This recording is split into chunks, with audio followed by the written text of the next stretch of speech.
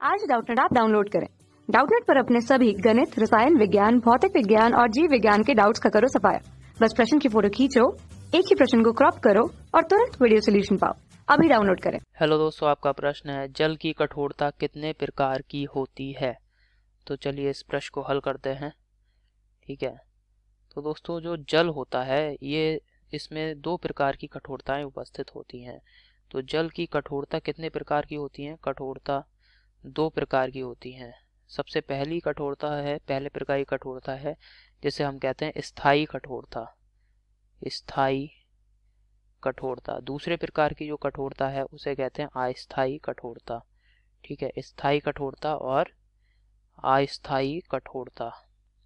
ठीक है, अस्थायी कठोरता।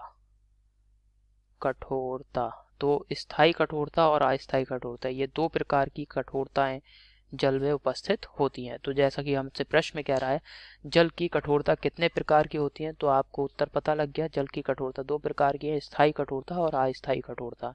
अब इन दोनों कठोरताओं के बारे में थोड़ा सा समझ लेते हैं। स्थायी कठोरता क्यों होती है दोस्तों? स्थायी कठोरता होती है जब हमारा जो जल है उसमें अगर कैल्शियम या फिर मैग्नीशियम या फिर दोनों ही, कैल्शियम या और मैग्नीशियम दोनों के सल्फेट उपस्थित होते हैं, दोनों के सल्फेट लवण उपस्थित होते हैं।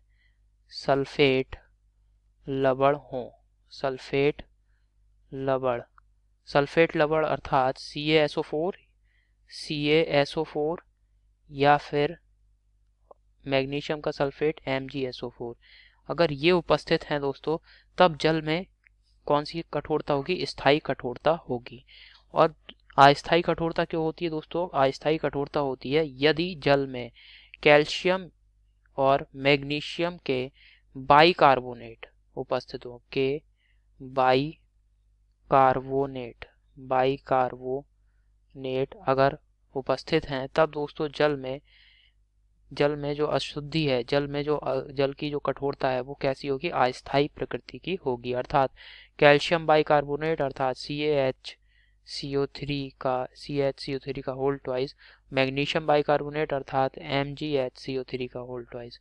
अगर इस प्रकार की दोस्तों ये यौगिक अगर उपस्थित है जल में, ये ठीक है, कैल्शियम बाइकार्बोनेट और मैग्नीशियम बाइकार्बोनेट, तब दोस्तों जल में अस्थायी कठोरता होगी। और अस्थायी कठोरता दोस्तों सामान्यतः हम जल को अगर उबाल देंगे तो भी अस्थायी कठोरता जल से दूर हो सकती है। परंतु स्थायी कठोरता को दूर करने के लिए दोस्तों हमें उपयुक्त रासायनिक विधियों का प्रयोग करना पड़ता है। ठीक है, तो ये दोस्तों मुख्य जानकारी है जल की कठोरता के बारे में। और कितनी प्रकार की कठोरताएं होती हैं जल में, आप देख सकते हैं यहाँ दो प्रकार की कठोरताएं, स्थायी कठोरता और अस्थायी कठोरता। ठीक है, तो यही हमारे प्रश्न का उत्तर है। आशा करता हूँ आपको समझ में आया होगा। धन्यवाद। कक्षा 6 से 12वीं से लेकर नीट, IIT, JEE वो एडवांस के लेवल तक 1 करोड़ से ज्यादा छात्रों का भरोसा। आज ही डाउनलोड करें डाउटनेट ऐप या व्हाट्सएप करें अपने सारे डाउट्स 8400 400 400 पर।